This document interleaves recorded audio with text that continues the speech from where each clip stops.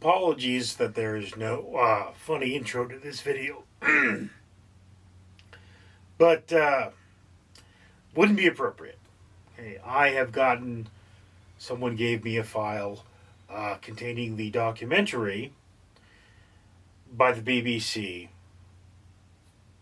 The Darkest Days, Israel-Gaza, 6 months on, which is something of a misleading title because it does not focus on the first 6 months of the situation in Gaza. It focuses on perhaps the first maybe 60 days. And it is a documentary. I have to start out by saying, if you don't have a tolerance for violence, for bloodshed, probably not a film for you. I just have to start at that point because there is some graphic images, although many of them are blurred. Now, this film is split into two halves. It's about an hour long. The first half focuses on the Supernova Dance Festival that was attacked by Hamas and the response to it. And this, of course, is very brutal. There's a lot of talking heads,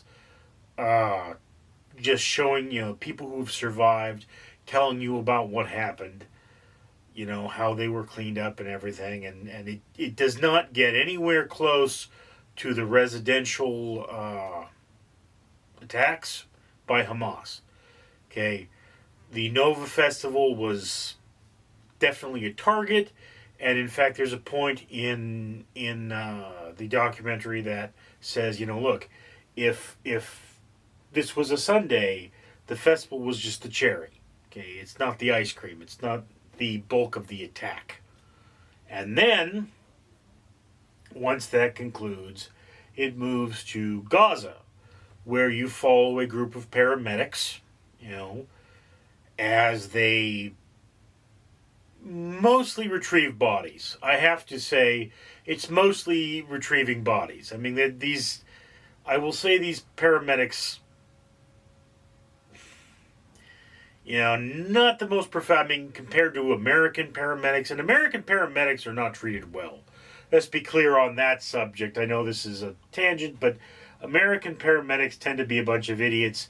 They're not paid well, and they're not trained well, but their discipline is a little better, I guess.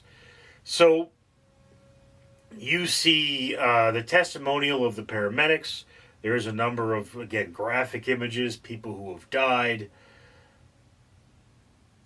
images after the bombing.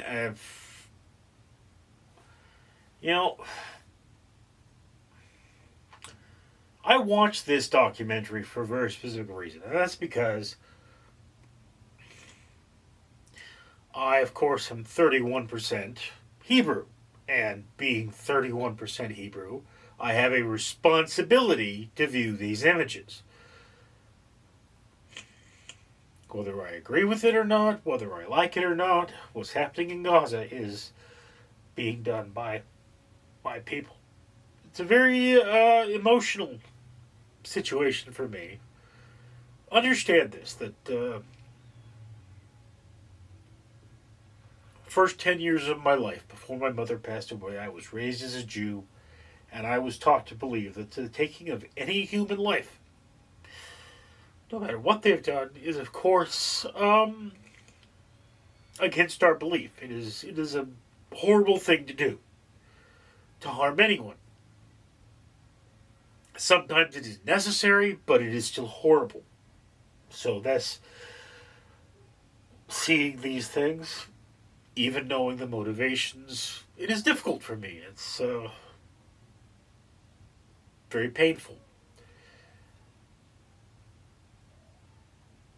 But I will, of course, say that, you get a lot of the testimonial of the paramedics saying, they're targeting civilians, and, they're doing this and they're doing that.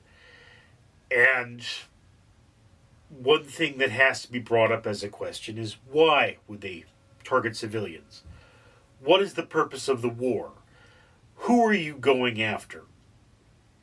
Israel supplies Gaza with electricity and water and all of their necessities of life, so to speak. If Israel wanted to wipe out Gaza, there are a lot cheaper ways to do it. You wouldn't use military aid. You wouldn't use bombs on children. It doesn't make a lot of sense. Unless the reports are true that those children are being used to, hide munitions. And I've seen videos of dead children. I've seen videos of hidden munitions. What can I verify? You can say on the Israeli side of things that, you had people wearing body cams, terrorists wearing body cams, intentionally shooting civilians, intentionally going after people who were doing nothing but having a good time. They weren't attacking a military target. They were simply enacting an act of terror. A bomb doesn't look out and see a kid and attack it. That's not how bombs work. They blow things up, and whatever's there gets blown up. Typically speaking, bombs are very expensive. One of those bombs can cost, from my understanding, anywhere from $80,000 to $1 million. And, Israel generally has to ask for them. They cannot afford them themselves, so they get a limited supply. So when you're trying to get rid of the people with guns who are shooting at you, this is not brought up in the documentary. Okay, neither is the fact that, Jewish homes were assaulted and, people threw grenades to kill infants, which is a documented fact. So, this documentary does its best not to pick a side, so far as I could tell. And I mean, civilians are dying, and it's terrible. And civilians are starving, and it is terrible. And there really should have been a better documentation of the starvation of the people and their day-to-day suffering and all these terrible things that are happening. We got a very, very small window into Gaza, and we got a very, very small window into Israel. Okay? So it's difficult to ascertain the whole scope of it. I've been bombarded with all this news, and there's so much more I want to speak about, but it wasn't part of this film. It's very difficult for me to sort of sift through everything to zero in on this particular film. So there is that. But one of the interesting things about this film is that I noticed it was getting something like a 4.9 on IMDb. That may have changed by now. And I could not find any reviews other than one from The Guardian. And to mind you, this is a BBC film. I believe it is available on Apple TV, or Apple Plus. I don't know. It was given to me as a file, so I don't know where you would see this. I'm assuming at some point it will become more available. Perhaps BBC has a streaming service. But the main criticism that I seem to see for this film is that it does give equal time to both sides, and it is not showing a lopsided view, even though, let's face it, there are a lot more Palestinians dying than Israelis. It is a fact. But one of the things that was criticized for this documentary was the fact that the death tolls are being reported by Hamas, okay? And, the documentary makes it clear. Hamas is saying this is how many people died. The people who are famous for lying and have said, I have seen Hamas spokesmen say this, that the Israelis will lose because they believe in life, whereas Hamas believe that it is an honor to die for God. And even in some of the recovered footage, was not shown in this documentary, was a man, calling his father during the attack to brag about how many Jews he had killed. So a lot of the ugliness of this conflict, and I mean, it's to be expected, it's the BBC. A lot of the ugliness of this conflict is missing. And if you're looking for a biased, you know, shaming of one side or the other, you're not going to find it. Okay? The paramedics said, you know, yes, Israel is terrible and they're targeting civilians. And we're not seeing definitely do not see anywhere near as many Palestinian corpses as we do Israeli. That's part of the video. I mean, you look at the Israeli footage, the floor is covered in bodies. I mean, they're stepping around the bodies. And in Gaza, you know, it's like you see one or two. So that's kind of lopsided, especially if there's these mass death tolls that are being reported. Okay? And of course, you know, this saying 6 months on, but it's more the first 60 days, really does detract. Although, how do you even rate something like this? It is just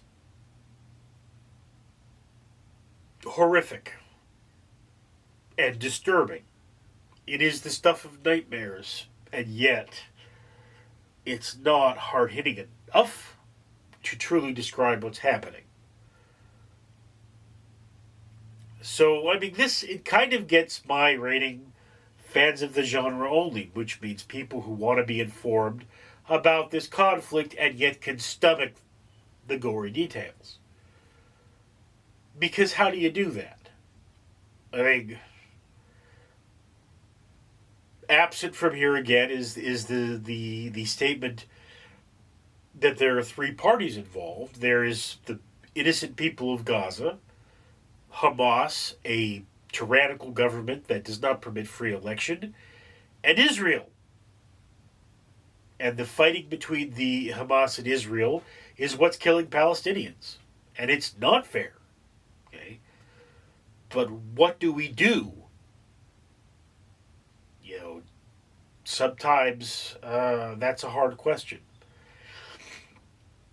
So again, regardless of my personal feelings on this conflict, which is, you know, not a part of this review, hey, it's a solid enough gut punch without going too far into it. Presents both sides equally without the specifics, the details, or the history. It is focused on this conflict and not the whole problem. But, you know, at least at the end, it does leave you with the words of an elderly Israeli woman who says, I think people just want to live in peace, and it's only the terrorists who want to fight. And I believe that's true. I believe the people of Gaza want peace, and the Jews want peace.